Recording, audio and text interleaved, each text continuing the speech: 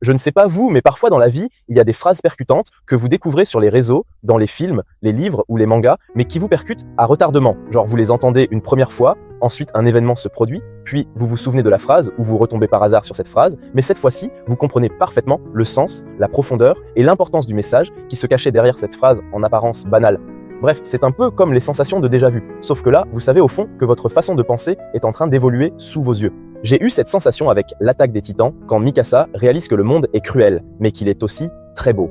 En vrai, cette phrase est d'une banalité affligeante, et c'est dur de capter la profondeur de ce message sans avoir été choqué par la vie. Puis, avec le Covid, les catastrophes naturelles et les guerres un peu partout dans le monde, et en même temps avec les petits plaisirs de la vie comme taper des barres avec vos potes, jouer aux jeux vidéo, écouter de la musique ou manger de la bonne nourriture, vous captez finalement toute la profondeur de cette phrase. Et bien récemment, j'ai découvert une phrase simple qui a bouleversé ma façon de penser, et cette phrase, c'est « il vaut mieux fait que parfait ». Je vous explique comment j'ai capté la profondeur de cette phrase et pourquoi j'essaie de l'appliquer au maximum. À l'université, lorsque je devais rendre mes séances de TD, je voulais toujours rendre la copie parfaite pour éviter de me taper la honte si jamais le prof m'interrogeait. Mais à cause de ce perfectionnisme, je passais des heures et des heures à peaufiner mon travail, à chercher les sources d'informations parfaites, ce qui fait qu'au lieu de mettre 5 heures max à faire une dissertation, j'y passais 12 heures. Et le problème avec ça, c'est que je préférais rater la séance de TD plutôt que d'y aller en ayant fourni un travail moyen ou nul. Mais lorsque j'ai découvert l'importance des corrigés de fin de séance, j'ai compris que je ne pouvais pas me permettre de rater une séance de TD. Et de moi-même, j'ai su qu'il valait mieux aller en séance de TD, même avec un travail imparfait,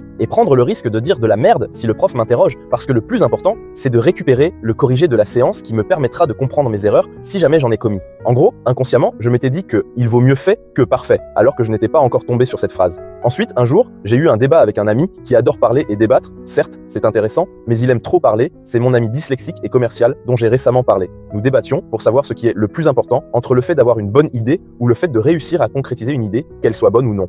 Bon, vous l'avez compris, mon ami soutient qu'il vaut mieux avoir une bonne idée. Et moi, j'estime que le plus important, c'est la capacité à concrétiser une idée en quelque chose de palpable. On s'était posé la question car nous voulions créer une marque de vêtements et évidemment, nous voulions que ce soit éco-responsable, avec des prix abordables sans avoir à exploiter des mineurs du Bangladesh ou de n'importe quelle partie du monde. Bref, notre débat nous a menés à l'inaction. Et après la fin du Covid, j'ai découvert la marque Bonne Gueule, qui était à la base un blog de mode masculine. Et en vrai, l'idée des fondateurs de ce blog était très simple. Ils voulaient juste aider les hommes à se sentir bien dans leurs vêtements. Ils ont concrétisé cette idée en créant un blog. Et ce blog a tellement cartonné qu'ils ont pu créer une marque. Ici, vous voyez bien que d'une simple idée a découlé un projet initial, le blog, qui a tellement cartonné que ça a débouché sur un projet secondaire, une marque, en lien avec le projet initial. Bref, je peux me tromper, mais je suis persuadé que dans la vie, le plus important, c'est de passer à l'action. Et je pense vraiment que peu importe le résultat, c'est apaisant de délivrer au monde un projet qu'on avait en tête. J'ai décidé de faire cette vidéo parce que je suis vraiment frappé par les compétences et talents que je découvre chez les gens de la vie quotidienne ou chez les gens lambda sur les réseaux. Et c'est une torture de voir des gens avec des potentiels de dingue mais qui ne l'exploitent pas à cause de leurs pensées négatives. C'est trop frustrant de voir des gens ne pas oser aller jusqu'au bout de leur idée ou abandonner à cause de leurs doutes. Sincèrement, il y a des gens capables de dessiner aussi bien voire mieux que vos mangakas préférés. Il y a des gens tellement drôles que je me demande pourquoi ils ne sont pas humoristes. Il y a des gens avec une vision artistique tellement plus intéressante que la plupart des profs des beaux-arts. Sur YouTube, il y a des créateurs de contenu avec un storytelling qui n'a rien à envier à celui des plus grands réalisateurs. Bref, talent ou pas, je pense qu'il ne faut jamais s'interdire de rêver et qu'il vaut mieux essayer de concrétiser au maximum les projets qui vous passionnent parce que c'est un médicament naturel contre le fait d'être aigri. Bref, dans cette vidéo, je vais vous expliquer pourquoi autant de gens doutent de leurs compétences ou talents et restent bloqués dans l'inaction. Et comme d'habitude, j'essaierai de donner des exemples pertinents et inspirants. Commençons. Enseignement numéro 1. C'est normal de douter. Être perdu et ne pas savoir la direction à prendre pour avoir la vie qu'on aimerait avoir, c'est une torture de fou. Mais le truc, c'est que malgré les avancées scientifiques, la vie reste un mystère, et la quête de sens du monde et de notre propre vie reste un défi complexe à relever, donc c'est normal d'avoir des doutes, c'est normal d'avoir peur d'échouer, puisque dans l'absolu, rien ne garantit de réussir.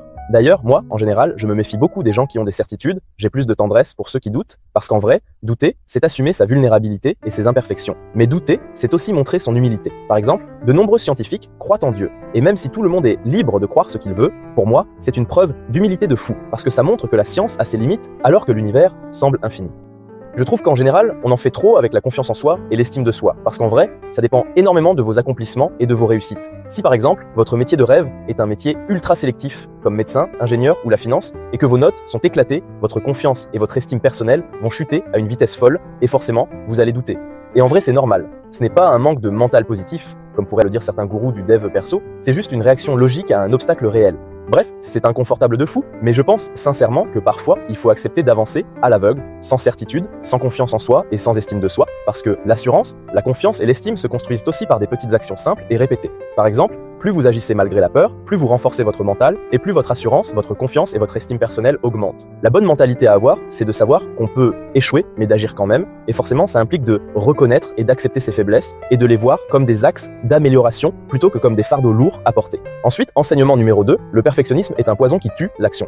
Je suis certain que vous avez déjà eu un projet que vous vouliez absolument lancer, un business en ligne, la revente de vêtements ou de chaussures sur Vinted, ou autre chose, mais vous vous êtes dit que ce n'était pas encore le bon moment, ou vous vous êtes dit qu'il valait mieux vous former au max avant de passer à l'action. Pareil, je suis certain que certains d'entre vous sont fascinés par tout ce qui touche à la création artistique, la photo, la vidéo, le dessin, la peinture ou la sculpture, ou par la création artisanale, la couture, les bijoux faits main, et vous attendez le bon moment pour passer à l'action. Eh bien, sachez que le fait de repousser son passage à l'action et de croire au timing parfait pour agir, c'est juste une manifestation de la peur de l'imperfection, et c'est une déclinaison du perfectionnisme, la peur du regard et des critiques des autres, la peur de l'échec, tout ça, ce sont des déclinaisons du perfectionnisme, qui est vraiment le poison ultime.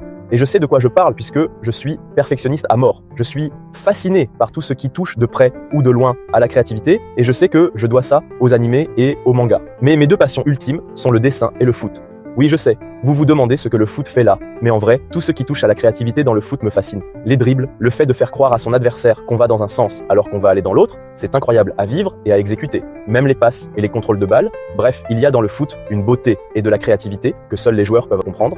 Eh bien, dites-vous que dans le foot, je m'interdisais de tirer du pointu parce qu'esthétiquement, ce n'était pas assez beau ni spectaculaire. Pareil, je ne célébrais pas le but trop facile à marquer, non pas par arrogance, mais juste parce que ça ne me procurait aucun plaisir. Et ça, c'est une manifestation de mon côté perfectionniste. Pareil dans le dessin. J'ai un sérieux problème, je suis le genre de mec qui passe des heures et des heures pour que ce que je dessine ressemble le plus fidèlement à la réalité. Perso, je suis à l'ancienne. J'adore dessiner en noir et blanc sur du papier canson, mais vraiment, zéro vanne, si j'ai un trait qui dépasse ou qu'il y a un manque de symétrie, je peux vriller et tout recommencer jusqu'à ce que ce soit parfait selon moi. Et en vrai, je suis perfectionniste dans tous les domaines qui m'intéressent. Dès qu'un truc m'intéresse, j'ai besoin de tout connaître pour avoir un avis éclairé. Par exemple, je ne donnerai jamais mon point de vue sur un sujet que je ne maîtrise pas.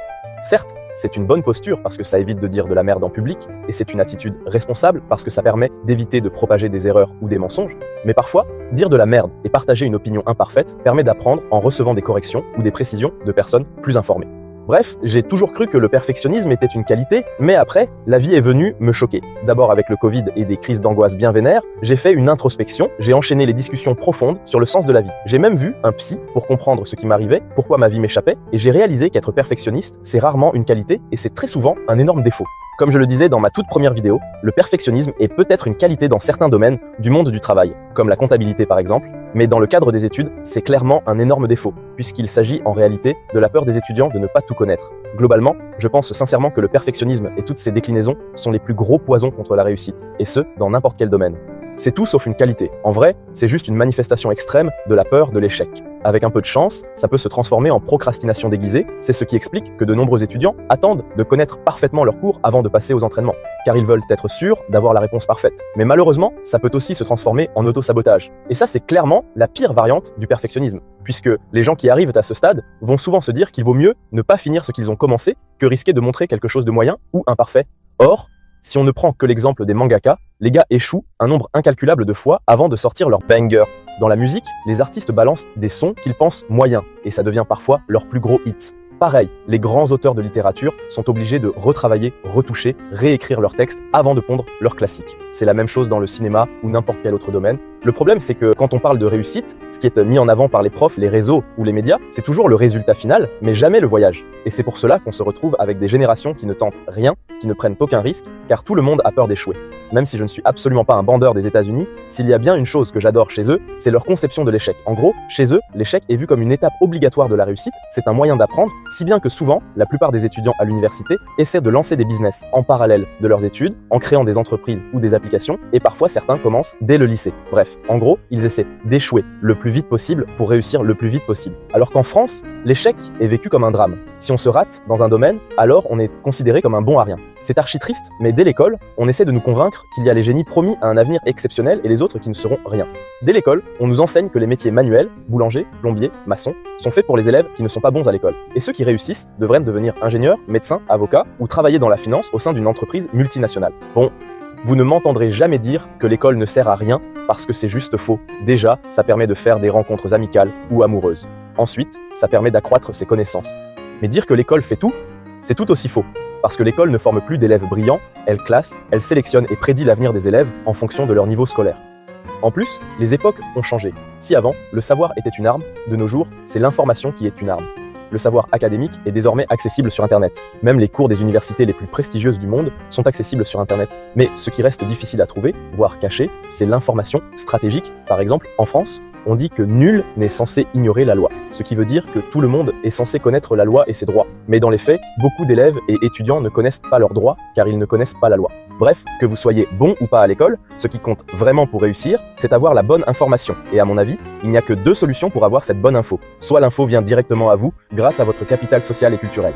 C'est-à-dire que vous pouvez profiter de vos relations sociales pour connaître les chemins à suivre et les obstacles à éviter. Par exemple, un jeune qui grandit dans un milieu aisé connaîtra naturellement les filières qui génèrent de l'argent, la finance, la tech, l'entrepreneuriat, et il connaîtra aussi les métiers bouchés ou les formations inutiles. Deuxième option, si vous n'avez pas la chance d'avoir un bon capital social et culturel, il faut partir à la chasse à l'information stratégique en fouillant les forums, les blogs, en étudiant les parcours des gens inspirants et en lisant les biographies des gens qui réussissent. Ça, c'est la méthode autodidacte. Et forcément ici, l'échec est obligatoire pour apprendre. Mais dans tous les cas, le piège à vraiment éviter, c'est de croire que l'information seule suffit. Parce qu'en vrai, après avoir reçu ou identifié la bonne info, il faut passer à l'action et la mettre en pratique. Beaucoup ont accès aux mêmes infos, mais seuls ceux qui agissent, même avec des données incomplètes, réussissent. Par exemple, si deux personnes lisent le même livre sur l'investissement, celle qui agira en appliquant les infos qu'elle a acquises apprendra 10 fois plus en 6 mois que l'autre qui attend toujours d'en savoir assez. Bref, je veux juste que vous compreniez une chose beaucoup trop sous-estimée. Ce qui compte, ce n'est pas ce que vous savez aujourd'hui, ni même qui vous connaissez. Ce qui compte vraiment, c'est ce que vous faites avec les infos que vous avez. L'une des vérités les plus brutales de ce monde, c'est que le monde est rempli de gens instruits et blindés de diplômes qui accumulent des connaissances et des informations sans jamais les mettre en pratique. Pareil, dans le monde du travail, il y a des gens blindés de diplômes et de savoirs qui bossent pour des patrons qui ont arrêté l'école tôt pour créer un business. Bon, souvent, les gens qui disent que l'école ne sert à rien prennent l'exemple de Bill Gates et de Mark Zuckerberg, et c'est archi malhonnête parce qu'on pourrait croire qu'ils n'étaient pas assez bons pour l'école, ou pire, qu'ils ont arrêté l'école au collège ou au lycée, alors que l'école qu'ils ont quittée, c'est Harvard, l'une des plus prestigieuses universités du monde, donc ils n'étaient absolument pas nuls à l'école, au contraire, et ils ont quitté cette université justement pour mettre en pratique les informations stratégiques qu'ils avaient accumulées pour lancer leur business. Mais je trouve l'exemple du milliardaire chinois Jack Ma un peu plus intéressant et inspirant, parce que pour le coup, lui, il n'était pas bon à l'école, c'était un élève très moyen qui a raté 3 fois le bac chinois et qui est diplômé d'une licence d'anglais. Certes, ce n'est pas rien, mais ce n'est pas extraordinaire. Par exemple, le fait d'être accepté à Harvard sans obtenir de diplôme, ça a beaucoup plus de poids sur un CV que le fait d'avoir une licence d'anglais. Mais comme on dit, ce n'est pas l'événement qui compte, mais ce que vous en faites. C'est la même chose avec le savoir et l'information. Les personnes qui réussissent transforment l'information brute en une stratégie de vie et d'action et ils appliquent ce qu'ils ont appris. C'est ce que Jack Ma a fait. Après avoir enchaîné les échecs comme un bon vieux Naruto de la vraie vie, il a créé un premier projet, c'était une agence de traduction car il était fort en anglais, et après un voyage aux États-Unis où il a découvert Internet, il s'est lancé dans le business de création de sites Internet. Et toujours comme un bon vieux Naruto de la vraie vie, il a encore enchaîné les échecs jusqu'à ce qu'il trouve une idée dont il est sûr de la réussite. Il a créé le site Alibaba.com et cette fois-ci, il a enfin connu le succès et en seulement 10 ans, il est devenu le boss du commerce en ligne chinois. Bref, le message de cette vidéo est simple. Si vous avez un projet qui vous anime, un projet auquel vous pensez tous les jours, lancez-vous, concrétisez-le, commencez avant d'être prêt et faites des erreurs, parce que comme on dit, c'est en forgeant qu'on devient forgeron. Si créer un jeu vidéo, écrire un roman, faire un manga, faire du cinéma en tant qu'acteur ou réalisateur, devenir créateur de contenu, devenir graphiste ou même lancer un business vous anime et que vous y pensez tous les jours, foncez. Ne vous faites pas avoir par l'illusion du moment parfait parce que sinon, vous finirez par abandonner. Ensuite, détachez-vous du résultat final parce que vous n'avez pas de contrôle sur ça. D'ailleurs, il y a un artiste français que j'aime bien qui a dit une chose simple, moi je fais et le reste, ça ne m'appartient plus.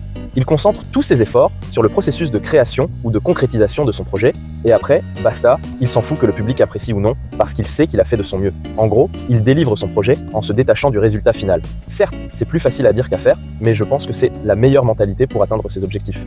Mais dans tous les cas, je vous conseille d'avoir toujours avec vous un filet de sécurité, des économies ou un petit travail alimentaire à côté pour financer votre projet. Bref, beaucoup de gens sont souvent étonnés de voir des gens moins intelligents ou des jeunes de moins de 25 ans réussir ce qu'ils entreprennent. Mais la réalité, c'est que c'est le passage à l'action qui fait la différence. L'entrepreneur qui lance un site moche mais fonctionnel va recevoir des retours positifs ou négatifs de ses clients, donc il pourra rapidement s'adapter à ces retours réels au lieu de se torturer l'esprit en se demandant ce que le public va penser et rester dans le virtuel. Pareil, il va découvrir des problèmes imprévisibles que la meilleure théorie du monde n'aurait pas anticipé. Bref, plus vous agissez, plus vous générez des résultats, même petits, plus vous attirez des opportunités et des infos de meilleure qualité, car les gens partagent avec ceux qui agissent. Et en vrai, n'oubliez jamais que rester dans une situation insatisfaisante peut générer plus d'anxiété que le changement lui-même. C'est paradoxal de fou, mais c'est tellement vrai. Il faut accepter de quitter sa zone de confort pour réussir et être pleinement épanoui. En vrai, si vous êtes perdu, hyper stressé ou angoissé, c'est peut-être un signe que vous n'êtes pas là où vous aimeriez être, alors osez agir, même avec vos imperfections. La confiance et l'estime viendront après. Et comme je l'ai déjà dit, si vous travaillez fort et investissez sur vous, en vous développant intellectuellement, mentalement et physiquement, les idées, les passions et objectifs de vie viendront en masse. Bref, je suis certain d'avoir dit l'essentiel. Et à tous ceux qui auront le déclic après cette vidéo, je vous dis par avance, de rien,